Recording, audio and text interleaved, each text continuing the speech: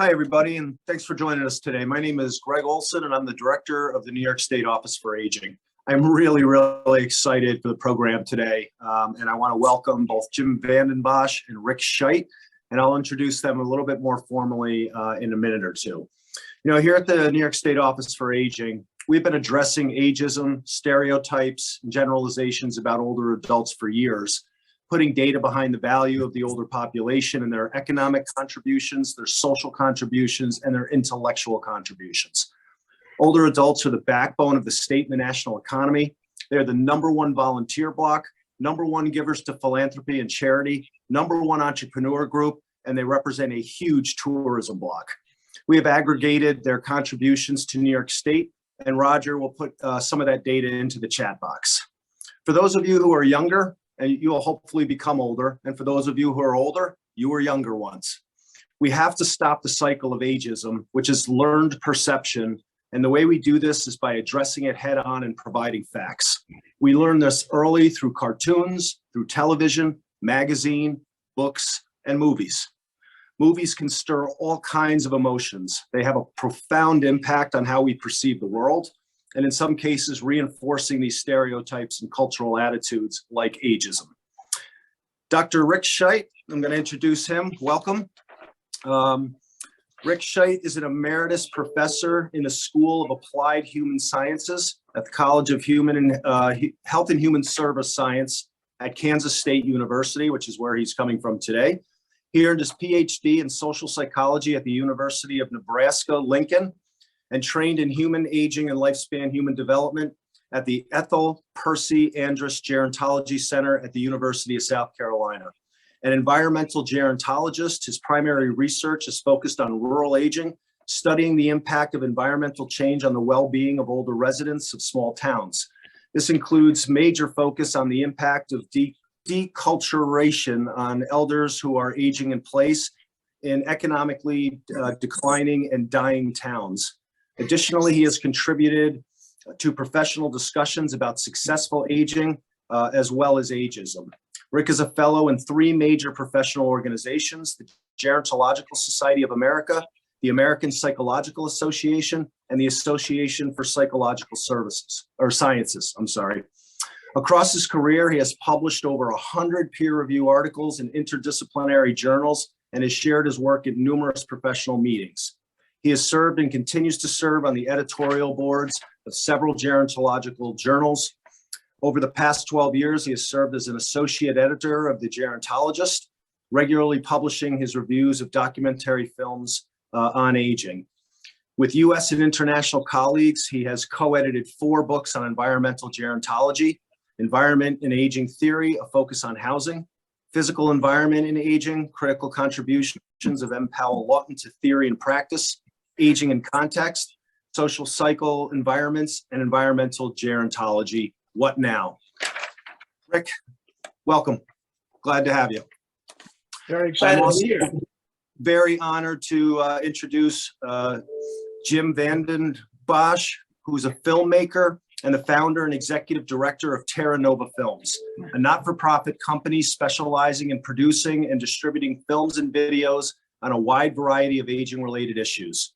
Throughout the years, he has produced over 40 videos, including several videos on family caregiving, videos on dementia, videos on elder abuse, and a series of videos on geriatric healthcare for the American Journal of Nursing. Vanden Bossche is also an associate editor in the Arts and Humanities section of The Gerontologist, an academic journal of the Gerontological Society of America. In this position, he writes reviews of mainstream feature films that deal with aging themes. He also presents frequently at conferences and workshops on aging using a multimedia approach that incorporates relevant video stories into presentations. He holds a Master's of Arts degree in Film and Television from the University of Iowa. So Rick, welcome. So glad to have you both.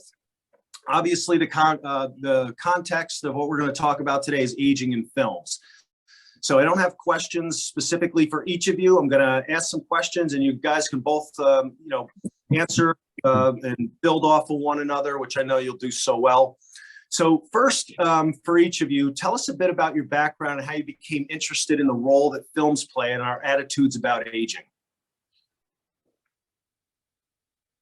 Go ahead, Rick. Well, I came to gerontology. I've always loved films, and all the way through, growing up and everything, going to movies was something that I loved to do. So that's kind of over here. In my doctoral work at Nebraska, I became interested in the power of labels, negative labels, to create and push people into deviant social roles. And so I engaged in a year and a half of study of people in cults and sects to try to understand the impact of social reactions to their membership. When I discovered the lifespan human development approach, when I was out teaching, I went to USC, University of Southern California's Andrus Gerontology Center, and discovered that ageism was exactly one of these great social influences involving labeling and negative labels. And Vern Bengtson at that time was involved in that. So early on, as a professional training in aging, I became aware that there's a stigma attached to even the study of aging and gerontology. I was hired at at Kansas State University, and at that time, human development and the studies of developmental psychology went up to adolescence and basically stopped. That all of the interesting things were learned by then, and the rest was leftover life, including aging. And so the whole idea of ageism accompanied me to my new position. I offered a first class on aging, and no students came. None, zero. Next semester, I offered the course again, new syllabus. My reputation couldn't have preceded me because I didn't have much. Anyway, long story short, I had 3 students at that time. So the way you get students who are 20 to 25 to learn about aging is to require the course.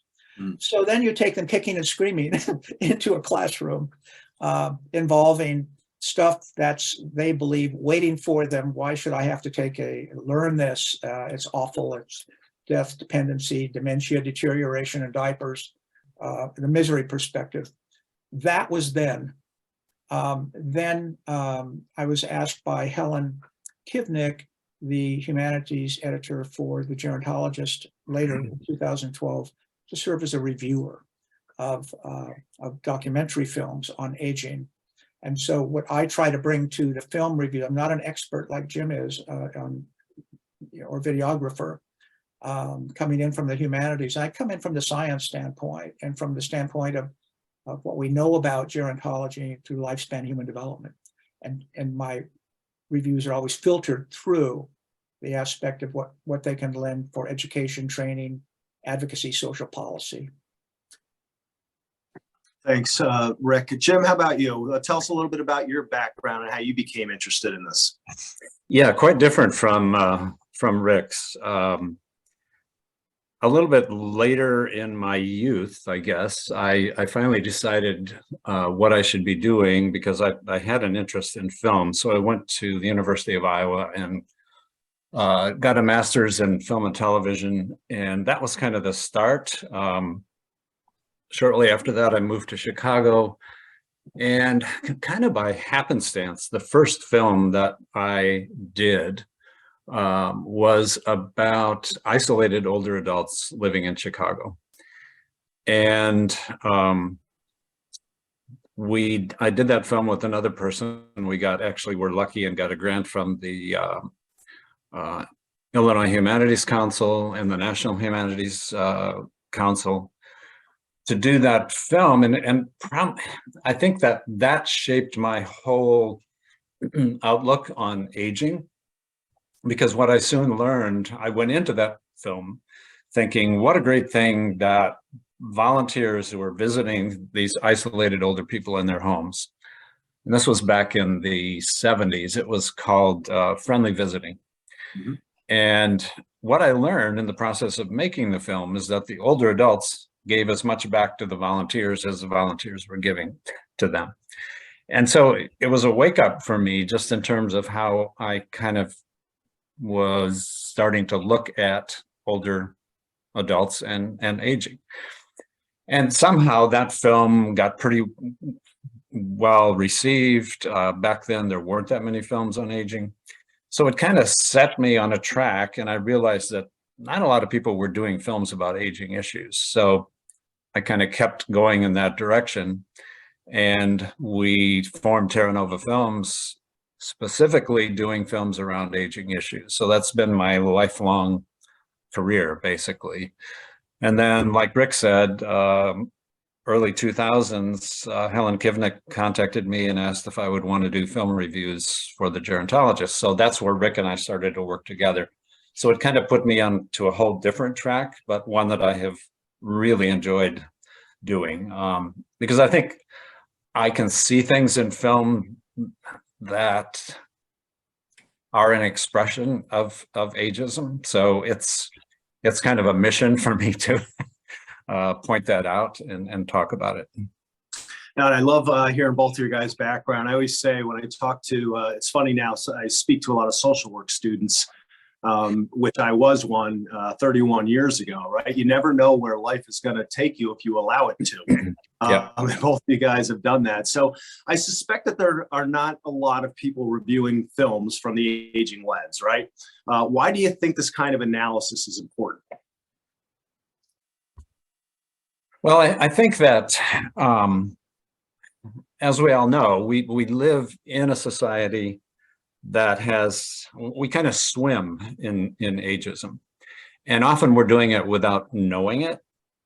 And often in film, we can become so involved in the dramatic story because film is basically an entertainment medium. And most people like to watch films because it's entertaining to do. So as you're watching a film and you're having fun and being engrossed in the story or the drama, it's easy to let any filtering out, and whatever ageist messages are coming through, unless they are so blatant and so obvious. But usually the ageism is a little more subtle. And when that happens, it's easy while you're having fun watching the film for it to kind of affect and influence you. So I think to bring forward a concept of ageism and how to spot it in film is very important. Now, how many people are going to listen to that? I don't know. I don't think we have a huge audience for our film reviews, but wherever we can, we should be talking about that. Mm-hmm. Rick, anything to add? I completely agree with Jim. The striking thing about ageism is its pernicious embeddedness among all of the isms. Every ism has an other. This person's gay, he or she is the other. This person has schizophrenia, she or he is mentally ill. And there's a separation between your identity and that other. The problem with aging is we are the other. If we live to be old enough, the other, the danger becomes you are the other as you have come to understand what the other is. American society, I think, is replete with this. As Jim, I love this term, swimming in ageism. This is exactly what we're doing. So the thing that strikes me about film, obviously, is its international power to draw people in and to speak to them in large groups and large numbers. There are other media, of course, which we can talk about later, but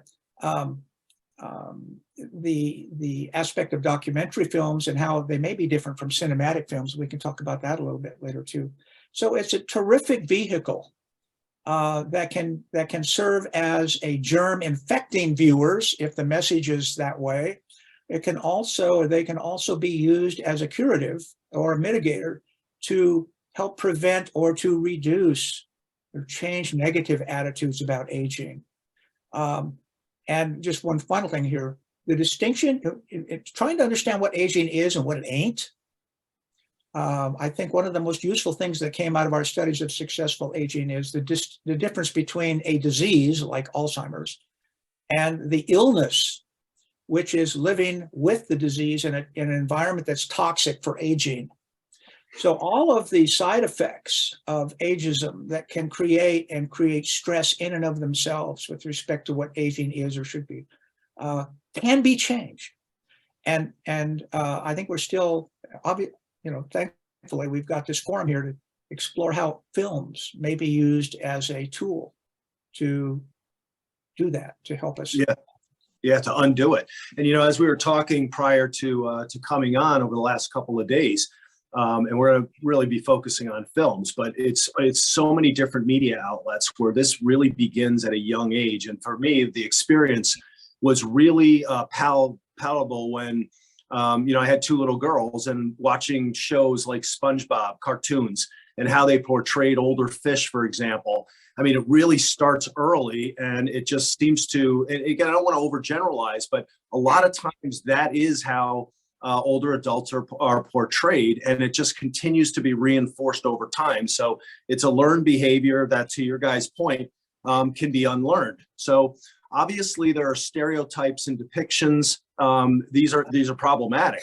But can you speak to how they impact psychologically or culturally, and what is the effect, and what specific ways are they problematic?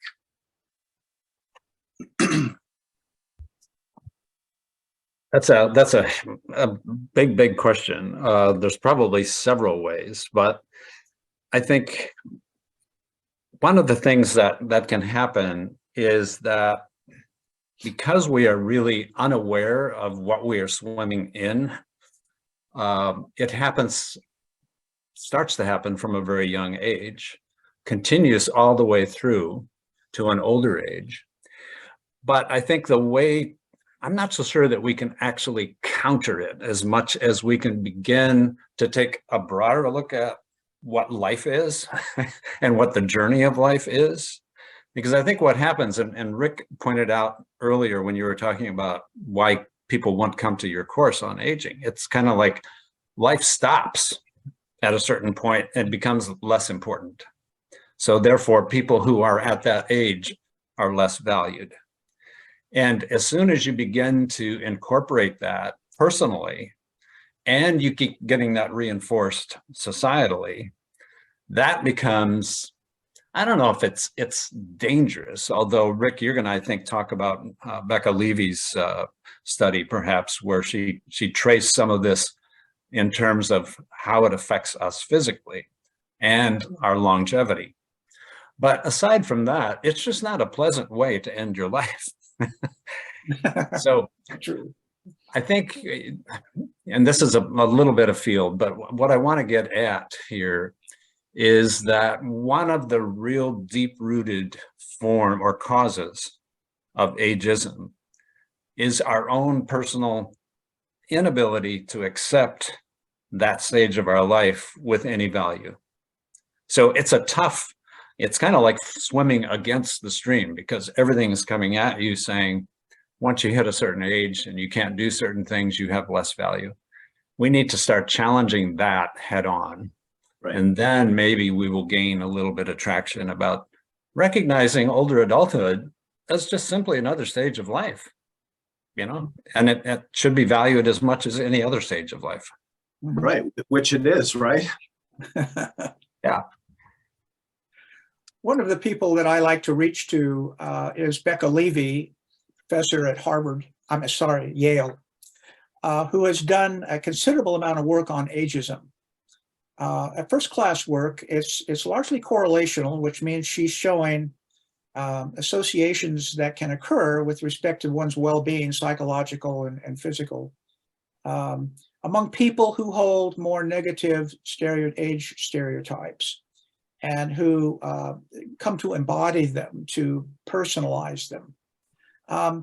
Some of the outcomes, behavioral and psychological and physiological pathways that she believes are toxic for people include these, and I'm just going to list some of these from her work because I think they're astounding. Individuals who hold more negative stereotypes of aging have been found, and it's just people of all ages, to have worse episodic memory, worse balance, a change in their walking gait, worse handwriting, higher illness rates, more severe cardiovascular stress responses, higher rates of congestive heart failure, more heart attacks, more strokes, longer healing time, lousier health practices, lower self-appraisals, worse self-rated health, a much lower will to live and longevity.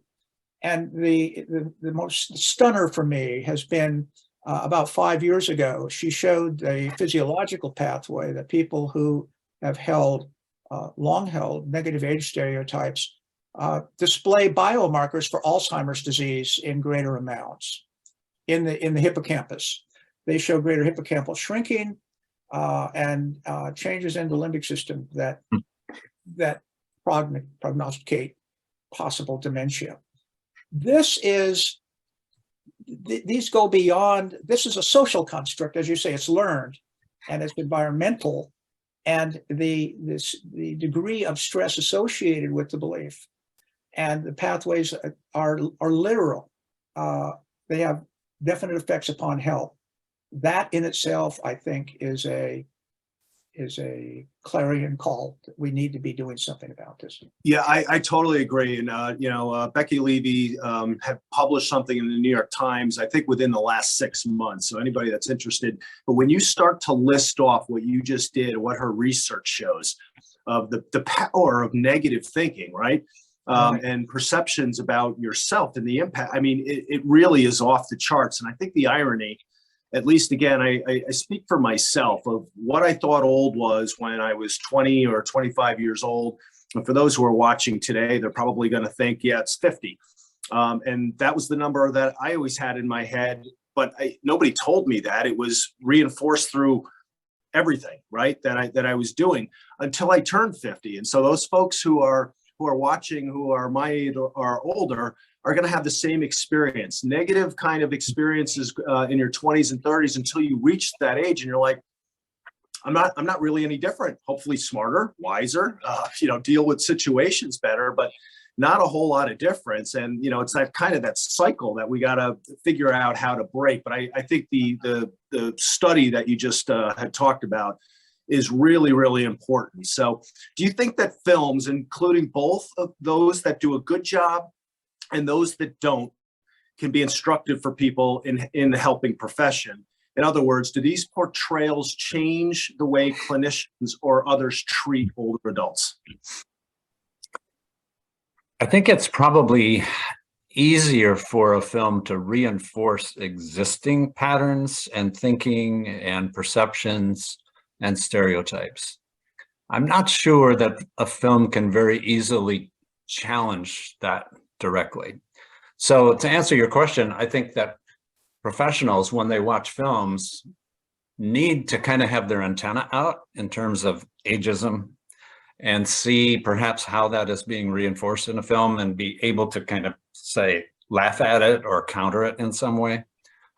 But I don't know, because when you get into a film that tries to preach or to change your perception of something, it comes across as kind of sermonizing. So I don't know, Rick, you may have a different take on this, but it just seems to me that it's really tough to present a point of view in a film that is going to help somebody shift their view of aging. Now, I want to hear what Rick says, but I can point to some examples of films that do not portray an ageist perspective, and in that sense, they're much more balanced and healthy. But Rick, what's your take on this? I agree with you. I think, from the science standpoint, we know that there are various vehicles that do change attitudes. I agree completely with Jim that it's difficult to see film, just either a cinematic film or a documentary film, that will change somebody's opinions about aging to be more positive, et cetera, unless they're specifically designed to do that. The problem is that we know that a lot of college students, for example, come out of classes in gerontology with the same attitudes about aging they went in with. Mm-hmm. What I think we need to do is target the messages toward the attitudes that are held. This notion of we're talking about ageism is a complex kind of construct. People have ageist attitudes about some aspects of old people and aging, and positive attitudes about others. But I think you got to say, why do they hold those attitudes? If films could hit, for example, I think the most difficult one to change, attitude change, is an attitude being held for existential reasons, and that is fear of death. That the death of stimuli, the association of aging with death, and it's coming, it's out there, and I'm not ready for it, or however that handles. It's very difficult for a film presenting information to serve the role of maybe perhaps a therapist should be dealing with. Okay, you're dealing at very basic, highly defensive, almost subconscious or unconscious levels of attitudes being held that are latent. Okay, if it's just a matter of providing knowledge that can make people think more positive, as you did at the outset, providing some positive information about the contributions that elders are making, those serve a knowledge function. Okay, and they inform, attitudes have a knowledge base, so they inform us about that. But if the attitudes I have or the negative stereotypes I hold are not being held to inform me about the lay of the land, then I need a different message. I need a different targeting. So a different type of focus. And so I agree with Jim, and we've kind of been had conversations at time about how can film be used to make people aware, number one, and then two, perhaps help prevent or mitigate some of these attitudes. Yeah, I just want to add here that I think film can be very, very instrumental if it is used in conjunction with some discussion afterwards. So particularly for students, Yes. I am always surprised why more professors do not use film to open up discussion of some real big issues, including ageism. Mm-hmm. Because I think film uniquely is positioned to reach you at a more emotive level, not at a rational level. But once that happens and you've got things kind of stirring inside emotionally, it's a perfect time for there to be some discussion at a more head level of what's going on in this film and how did it affect you and how may it have changed your attitude about this older person or what it is to be growing older. So film is a perfect medium in that regard to do some countering of ageism, but it needs some help from a good facilitator to discuss the film. I couldn't agree more. And Jim and I both teach courses on aging in the cinema. And I've used in my standard adult development and aging course films for every topic we cover, around which we have a research base. And these are documentary films that I use.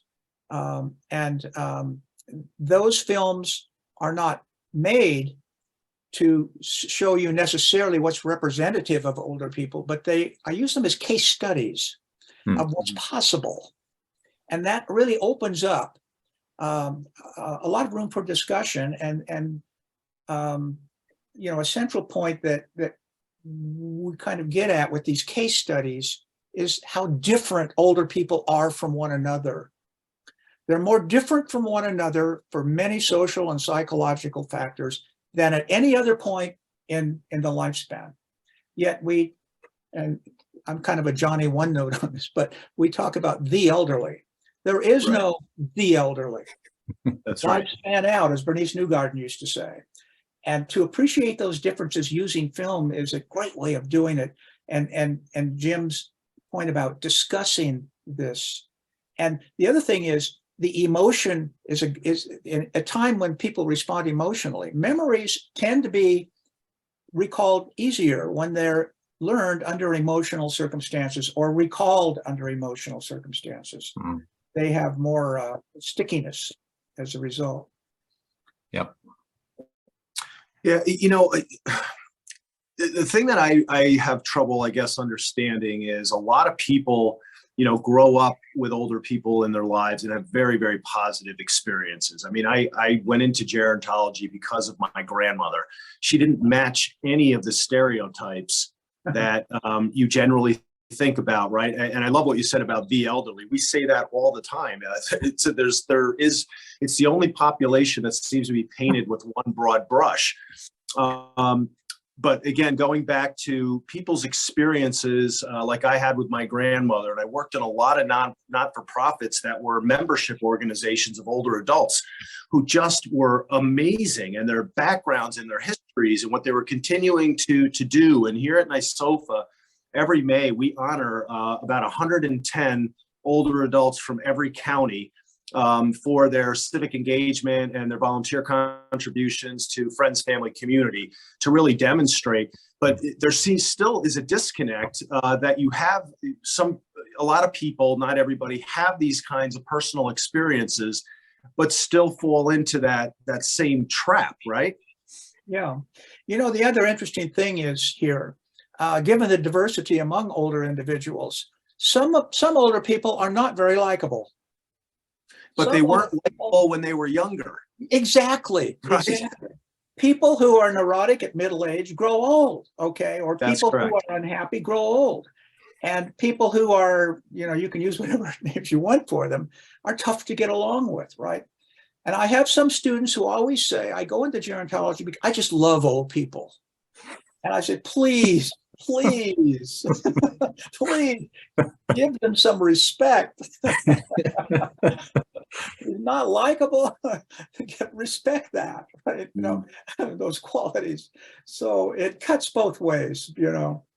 We can swing, the pendulum can swing a little too far sometimes in our recruiting, probably. Right. So you guys do a lot with films and film review. But let's talk a little bit more cross-cutting in the media. Do you see the same types of things in, print, television, cartoons? I think about it and I see it because I'm kind of tuned in that way, as you guys are as well. And I do see it slowly changing, but slowly. I've seen a couple new TV shows. I think 1823 might be one where the lead character's older, and a couple of others. But in your guys' experiences, this is clearly things that get reinforced in film, but do you see it elsewhere? Yeah, for sure. I mean, it does cut across all different media. And in our discussion a couple of days ago, when we were kind of preparing for this, I think, Rick, you brought up, and I don't know how deep we want to get into this, but we can at least just mention it. And that is, the current perspective on an older president is not very charitable. And what's really, I think, egregious is when, because somebody is a particular number, has lived a particular number of years, that kicks in all the assumptions and stereotypes about their abilities. So that's one thing, that really we should be challenging, but it's very easy to see this in all different kinds of media. The other thing I want to point out, because it has always bothered me, is that a magazine like AARP's magazine features over and over and over and over again on the cover young, healthy, older people. And what this says to me is that we really still have not climbed out of an ageist framework when we do that, because all we're saying is, isn't it great to be healthy and vital when you're 60 or 70? And we keep pushing the age back to 80, maybe. I think the broader question has to be, as we look at ageism across all different media, is, can we accept people who don't have as many abilities as they had when they were 50 or 60 or 40? Because if we can't, then we really have not progressed very far in terms of really handling ageism. We've replaced it with another ism, which could be called ableism. So if you're not able to do something that you could do earlier, therefore you have lost some value. I have here an article on Facebook. It's to the blurry thing here, but it's a piece by Becca Levy et al. On Facebook as a site for negative age stereotypes. Social networking is another source of this kind of infection, so to speak, of negative views of aging. I completely agree with Jim about and I see television right now dealing with as you say, an aging president and other members, of Congress, et cetera, Supreme Court justices and whatnot. And it's being informed by commentators who are using their negative components of negative stereotypes to reason out and to rationalize their views. To this point, I think that we, as professionals on the aging side, have a responsibility to reach out and to offer up. And I know Gerontological Society of America does this. They have people who are in touch with the press, et cetera. But I haven't seen anybody reach into or a credible source on any of the alphabet stations or the cable stations that speak to the issues of aging and inform these discussions with some facts. Aging ain't disease. It isn't automatic that individuals will display dementia as they move into late old age.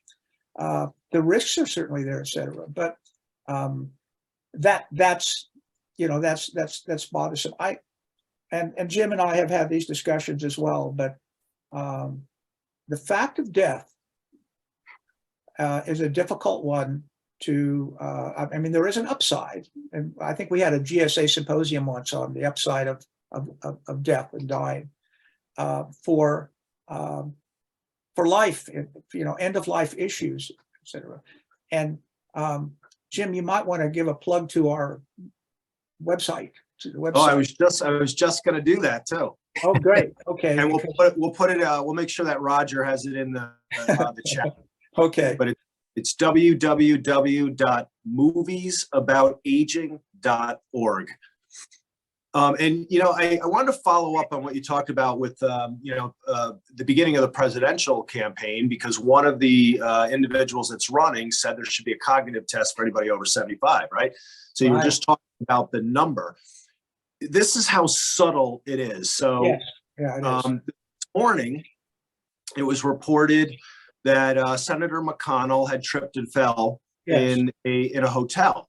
Yeah. Now, if Mitch McConnell was 50, they would have reported that Mitch McConnell fell, but it wasn't. It was Mitch McConnell, 81, fell this morning. Or, I think the president had tripped, and people made this big deal about it that, he's too old or what have you.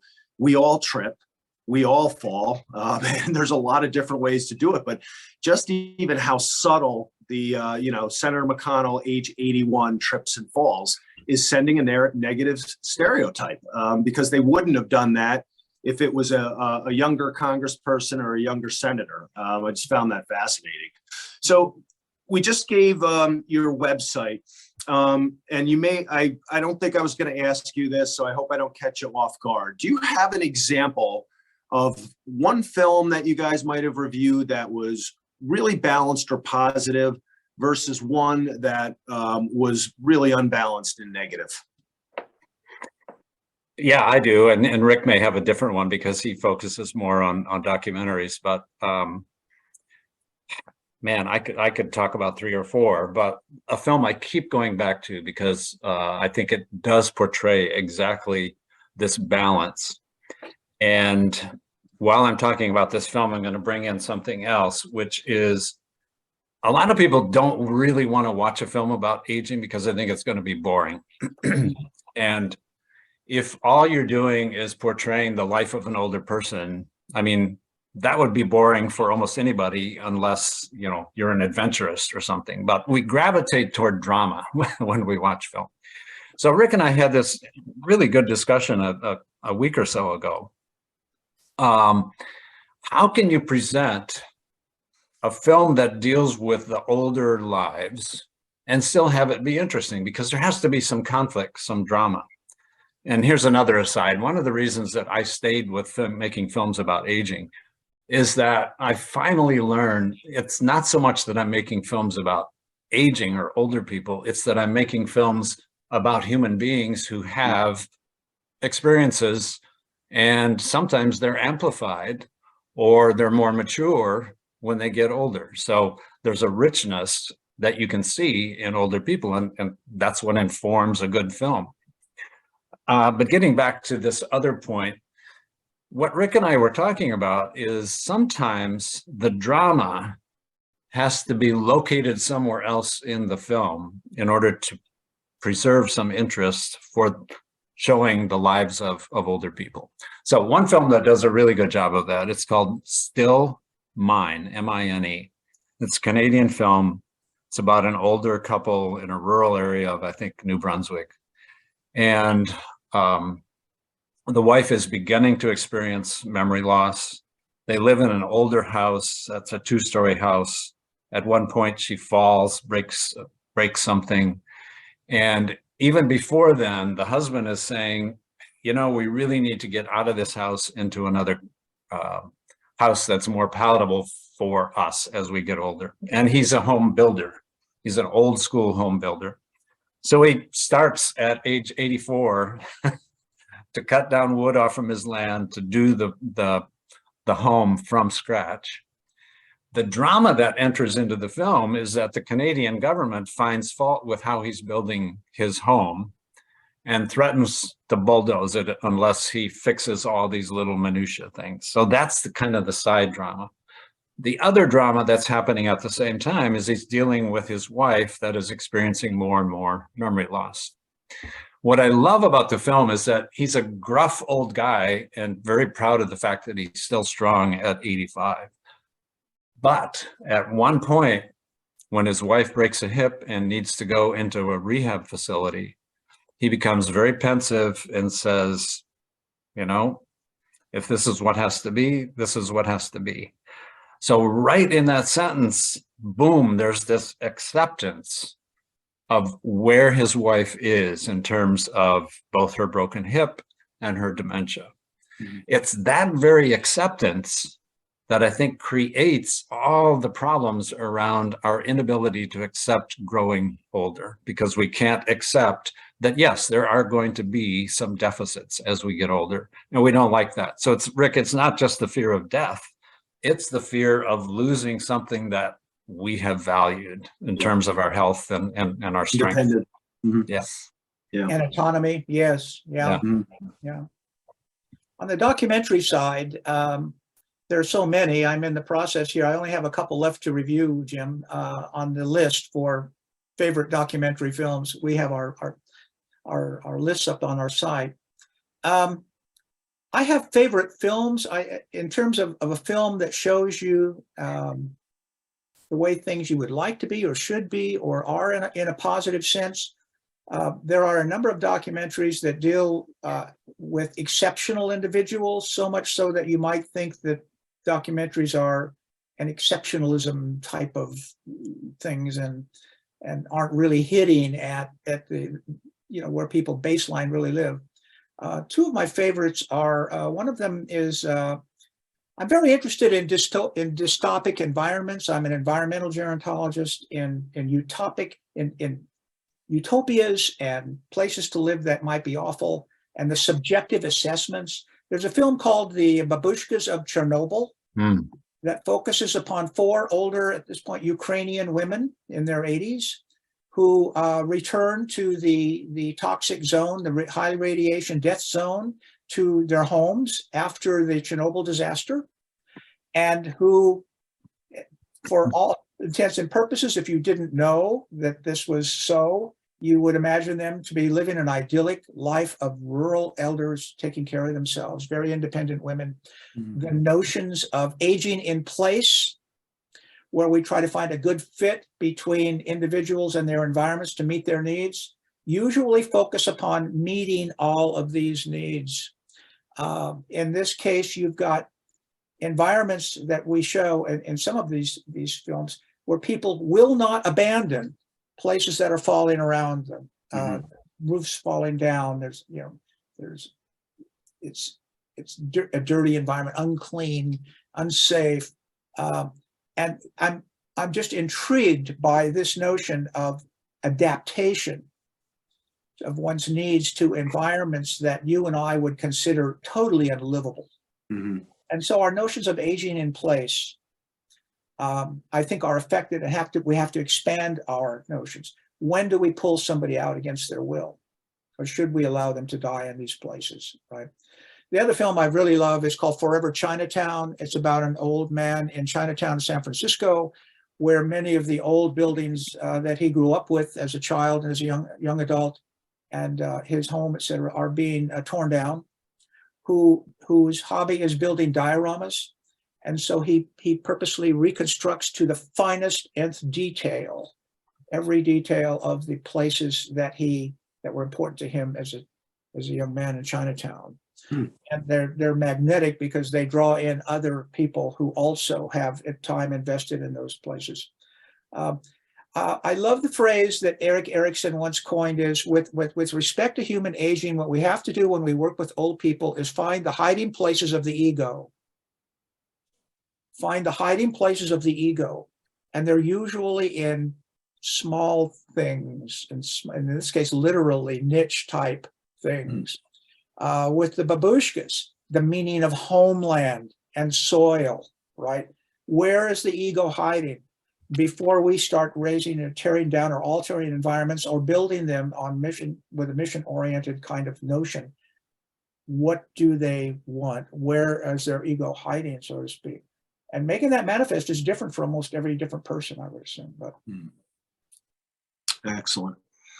I'm going to again, because I saw some of these films when I was reviewing your site, www.moviesaboutaging.org. Again, I don't mean to throw you a curveball, but I love the actors in this movie. I just haven't seen it yet, and I saw it on your site, so I'm assuming that you reviewed 80 for Brady. I don't think you saw it. No, I don't think you saw it on our site. We'll leave that for another time, because I'm excited to actually to see that. Sally Field's in it, and that's great. I guess I will have to watch it, and I have to admit I'm going to go into it with a little bit of prejudice, which I should not do, but it would be an interesting film to review. A film similar to that is Book Club, which I think is 3 or 4 years old by now. Group of older women meeting to discuss the book 50 Shades of Grey. And the film on its face, tears into a lot of ageist stereotypes. And yet underneath it, if you peel a few layers back, what's surfacing again is that these older people can still be vital and sexy in their 60s. So, and I'm going to be a one note.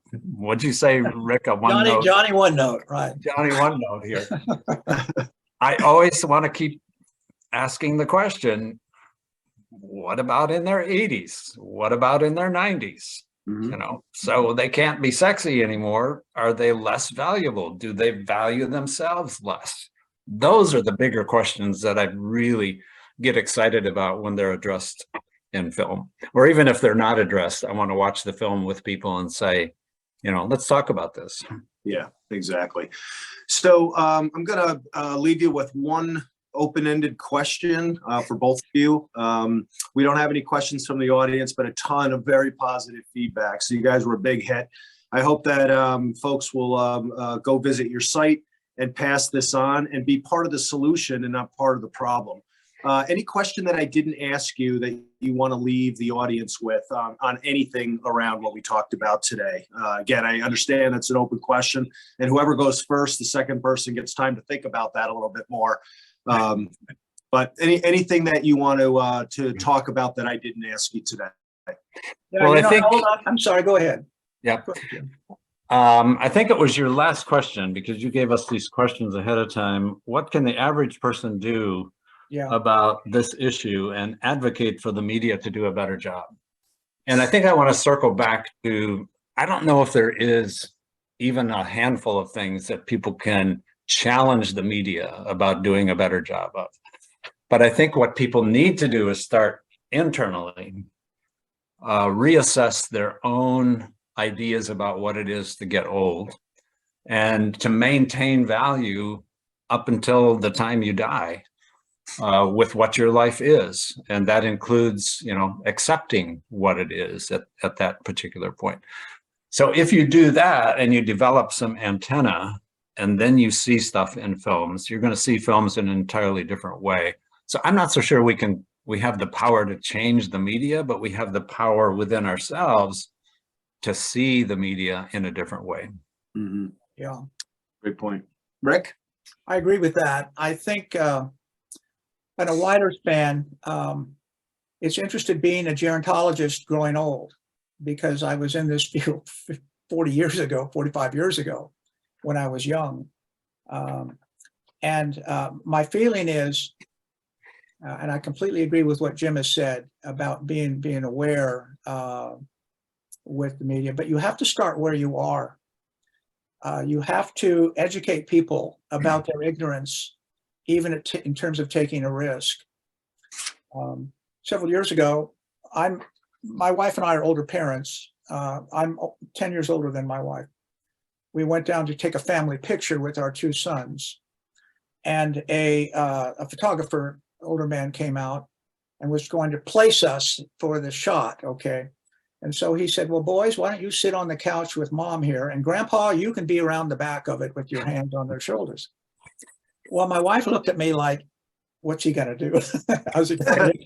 And I said, I am old enough to be their grandfather. I truly am. I said, but I'm not. I'm their father. And he went, oh, I'm so sorry. Oh, please forgive me. I didn't. Oh, I'm so. And I felt very bad for him. And I said, don't feel bad. This happens all the time. It's just that you should know that there are new family configurations based upon marriages and people coming together who are now of different ages and whatnot. And it was normally you might let it slip, right? But it's a place where now he knows, right? This guy knows. I'm 78 years old. Okay. I'm getting into the old category here. This is a strange journey. And so some years ago, I wrote an article called In Defense of My Aging Self and published it in the Gerontologist, and talk about this journey of a gerontologist growing old. What have I learned from the field that will help me age better?